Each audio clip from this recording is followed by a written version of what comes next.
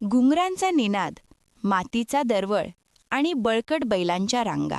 मुरबाडच्या माळावर भरलेला म्हसा बैल बाजार म्हणजे ग्रामीण महाराष्ट्राचा जिवंत श्वास. पौष पौर्णिमेच्या दिवसात मुरबाडच्या माळावर आणि आसपासच्या शेतजमिनीवर भरलेला म्हसा बैल बाजार यंदा मोठ्या उत्साहात संपन्न झाला. आता शेतीसाठी घेतला नांगरकाठी करायला, त्याच्यावर आमचा परपंच असतो. आता ट्रॅक्टर जात नाही, ट्रॅक्टर भेटत नाही वेळेवर, म्हणून शेती आम्ही करतो.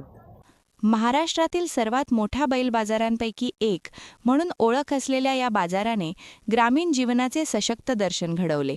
ठाणे, पालघर, नाशिक, अहमदनगर, पुणे, सातारा, सांगली, सोलापूर आणि मराठवाड्यातील विविध जिल्ह्यांतून शेतकरी व पशुपालक येथे एकत्र आले होते. हा बैल आहे ना, तो किल्लार आहे.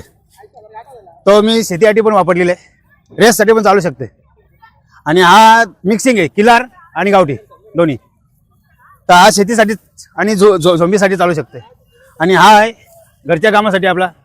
वय याचं वय असेल 7 वर्ष आणि याचं 5 वर्ष आहे, याचं 4 वर्ष.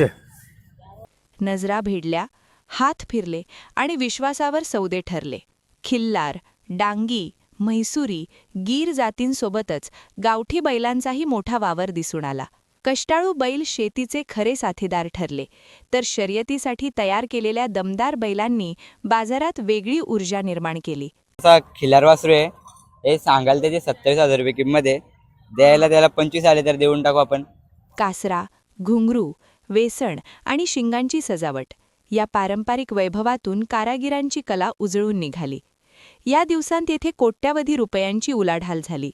म्हशामध्ये खरेदी केलेली आहे, तर कैलास भाऊ जमदरे यांनी ही खरेदी केलेली आहे. आणि म्हसा बाजारामध्ये आज चढवडीचे उतर चालू आहेत, तर एक हाऊस म्हणून खरेदी केलेली आहे. ही खरेदी झालेली आहे 57,000मध्ये खरेदी झालेली आहे. कारण आजचे भाव खूप वाढलेले आहेत आणि बाजार पण एकदम कडक असल्या कारणाने खरेदी करून घेतलेली आहे. श्री म्हसोबा आणि श्री खामलिंगेश्वर यात्रेशी जोडलेला हा म्हसा बैल बाजार यंदा शांततेत संपन्न झाला. शेतीचा आधार, परंपरेचा अभिमान आणि ग्रामीण महाराष्ट्राची ओळख जपणारा